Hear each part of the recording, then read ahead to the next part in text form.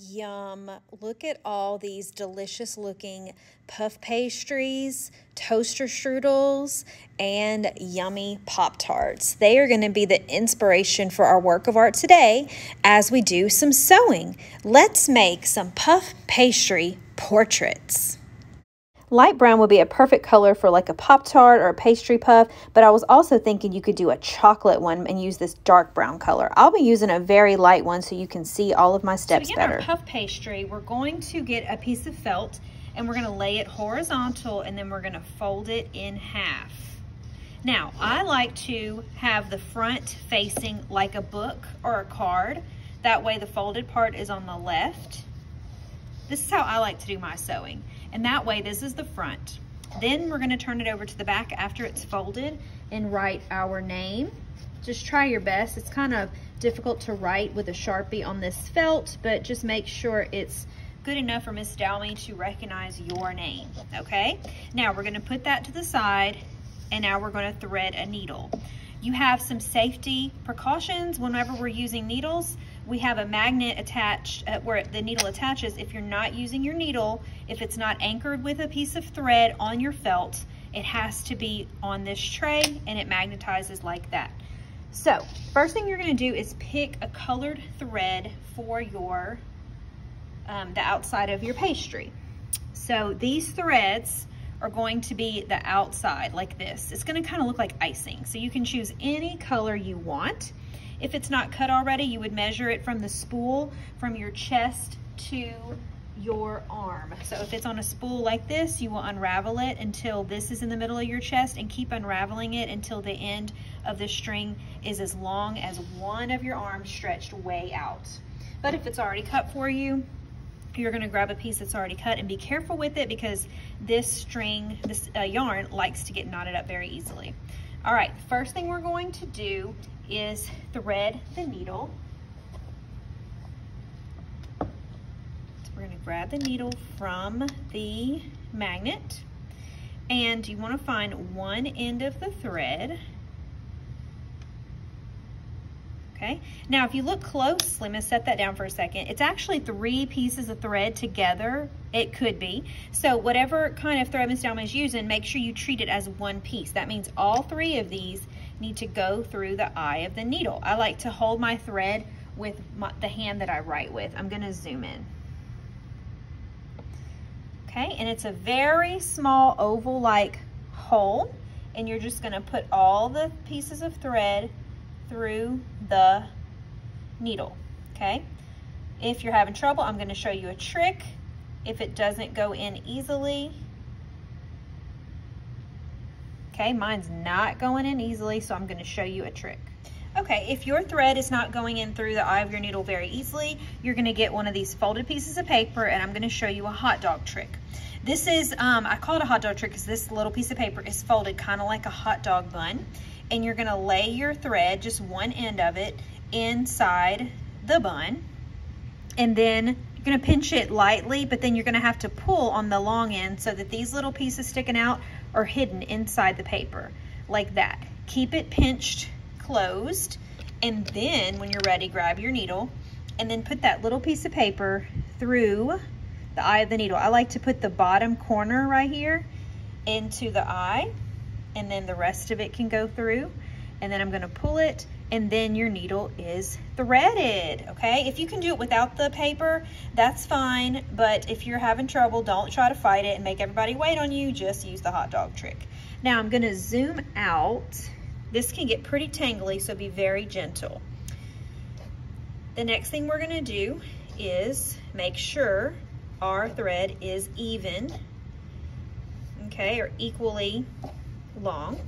So what I'm doing is I'm stretching out both pieces and I'm holding on to my needle. I can set it down if I want because now it's attached to a piece of thread. It's not going to just fall on the floor, right? Because you're grabbing these. So I have my 2 ends and I'm making sure they're pretty close to even. They don't have to be perfect. And that way I'm making a double thread, and then I'm stretching it out so it's nice and long and straight. You want it really straight and tight for the next step. Now we're going to double knot the end of our thread. So we're going to tie a knot on this end, not the end with the needle, not that end, okay? But you can let it just hang out on the table because it's not going anywhere. And then we're going to do the double knot trick, okay? To make a double knot, we're working at towards the end of the yarn, not in the middle, okay? Towards the end. I like to make an O, like that. And then these little short tails, push them through, and then pull the tails. And just like I'm making a knot, kind of like maybe a knot when I'm tying my shoes, I'm pulling it tight until I have a little bump in the thread right here. Now, we're gonna make a double knot, okay? So we're gonna do it again. Make an oval or a circle, and then push these little tails through, and then pull slowly. If you pull very fast, you're not gonna have your double knot end in the same place as this little knot. You want them to end in the same place, so go slowly. I went very slow, and they still didn't end up in the same place, so I'm gonna do it again. See how they're not in the same place? So I need them to both be at the same. So I'm gonna keep doing this until I have 2 knots that ended up in the same place, okay? I think that one's gonna work. And it actually, all 3 of them ended up in the same place because they were so close together. So that is good enough. So you want a double knot. If your knots keep ending up in different places here or here, do another knot until you have 2 that end up in the same place. And then your needle is threaded. Let's see that one more time. If you're having trouble putting your threads through the eye of the needle, use the hot dog trick. Place it inside, fold that paper, and make sure that your thread is hanging out. Then you're gonna pull it so that it's hiding. Then you're ready to use your needle. Put the bottom corner, slide it through the piece of paper, and then you have a needle that is threaded. Then you're gonna straighten out the ends of your thread so that the ends meet together, and pull it tight so that they're nice and straight. Then you're gonna make a double knot on the ends with the tails, not the end with the needle, but the opposite end with the little tails. Hold them together and treat them as one, and make a circle or an oval, and then push the little tails through the oval. Pull slowly and gently to make a knot, and then make another knot. Make an oval or a circle, push the tails through, pull slowly, and do it until you have a double knot in the same place. When you're done with that and waiting, you can just lay the needle on the magnet, and don't get your threads tangled up with the rest of your table. Okay, now we're gonna do some sewing. So we have our folded piece of felt. Our name is on the back. This is the front. Remember, I like the front to be my, like it's a book or a card. So here's the spine of the book, and then here's the open side. Before you start, make sure that your ends are lined up as best you can so you won't have a crooked pastry puff, okay? And then I'm gonna grab the needle that belongs to me, okay? Before I start sewing, I like to do this and straighten out my thread. Boys and girls, this thread can get tangled very easily. That's why I like to straighten it out before I begin, okay? Now, we're actually gonna begin from the back, and we're gonna go to the bottom, okay? Let's try to sew at the same side as Miss Downey. So here's the side of our book, okay? Remember the folded side. We're gonna start right here on the bottom corner, but from the back. So we're gonna flip it over. Here's the side of the book, that's the spine, and we're gonna start right here. When you're ready, you're gonna pierce your needle through the back so that this double knot will stay on the back, hidden from everyone's eyes. If you accidentally start on the wrong side, it's okay. You're just gonna have a knot that's showing, but that's all right. So where my 2 pieces of felt are folded together, I wanna pierce through both pieces of felt using the back first. So I'm starting from the back. Here's my sharp needle. I'm gonna be very careful. Make sure that I'm watching always and never poking my felt through if I'm not watching, because I don't wanna stick my finger, okay? So here is the little, where it's folded. I wanna get very close to that fold from the back, okay? Also don't wanna start way up here. I wanna start close to the bottom, not on the bottom, but close to the bottom, about right there. And I'm gonna pierce through both pieces. So I like to turn my felt where I can see the top. And I'm gonna go through all the way, grab the needle on the other side, pull slowly so my thread doesn't get tangled up, and that double knot should stop it, okay? Now, when you're waiting, you can just rest your needle on top of your felt since it's attached to the string, and now the knot is attached to the felt. It's not going anywhere. All right, now we're gonna do the same thing, and we're using a whip stitch. So we're always gonna start from the back and whip around to the back again. We're always sewing from the back. We're always piercing through the back. So here's my knot. I want to go this way. I want to sew the bottom first. So now I'm going to the left. Close to my knot, I'm making sure my felt are lined up and they're folded so that the ends meet up. And I'm going to the knot a little bit over and I'm piercing. So I pull my felt up so I can see that my needle's going through both sides. I can see where it's coming out so I don't pierce my fingers, and I'm pulling it through. Now this little thread likes to kind of end up on the side. So if that happens, pull it with your finger or with your needle so that it lays right there on the bottom. If this little extra tail is getting on your nerves, if it's really long, you can cut it, but not real close to the knot. Move over about an inch or a few centimeters and throw these little tails in the trash. Okay?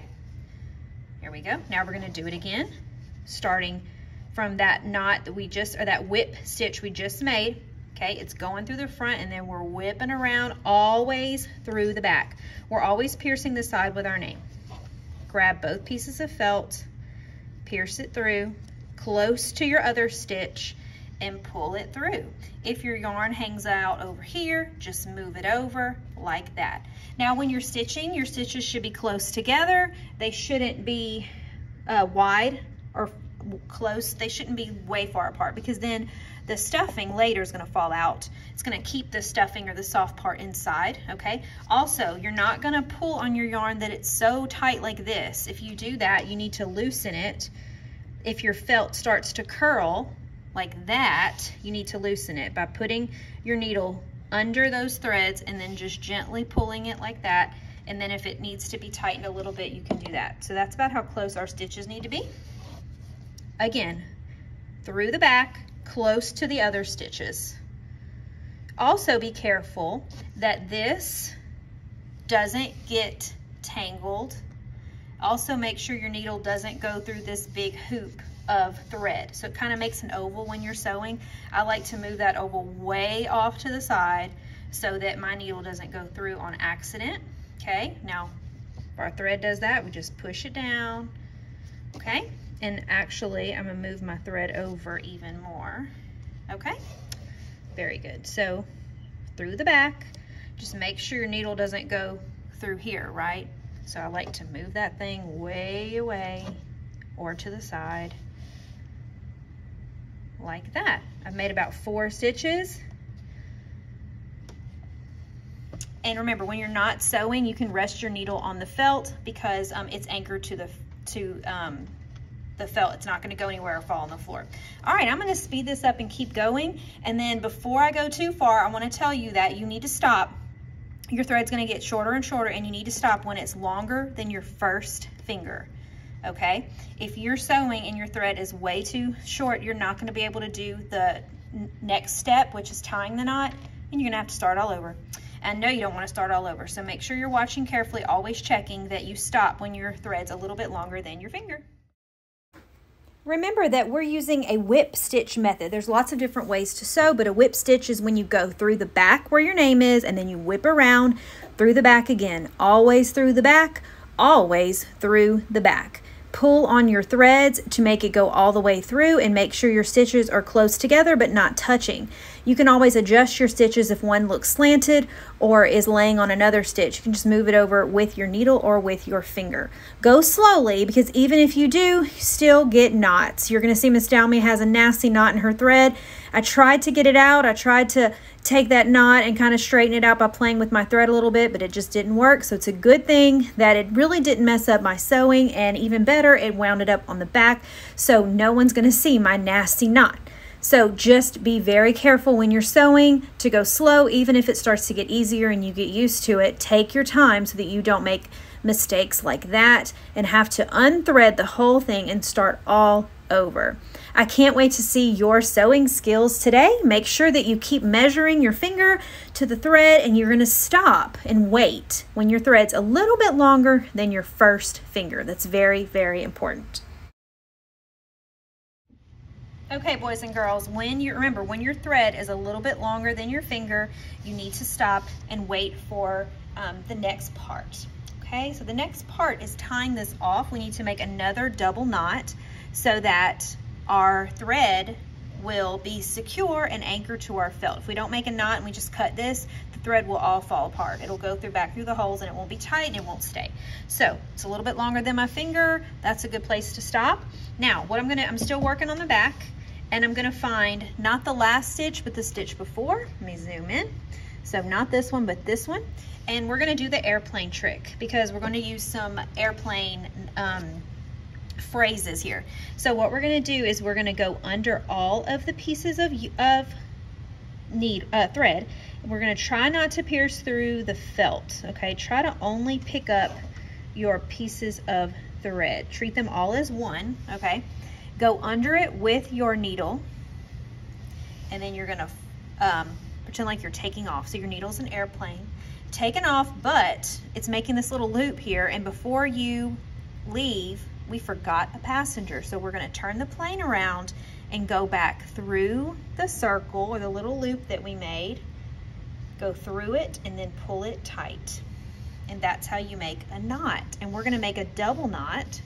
Watch again and then do it on your own. Not this stitch, but this one. You're gonna pick up all of the thread, go under it, and your needle is an airplane. You're taking off from the airport, and then you realize that you forgot a passenger. This little loop that it's creating, you're gonna turn your needle around, go through the loop, under it, and pull it tight, okay? Once you've made two, you have a double knot. So we're gonna trim it.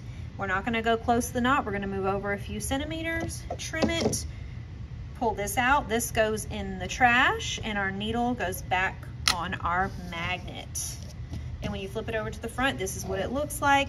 And we have these nice double knots in the back that are holding our threads secure.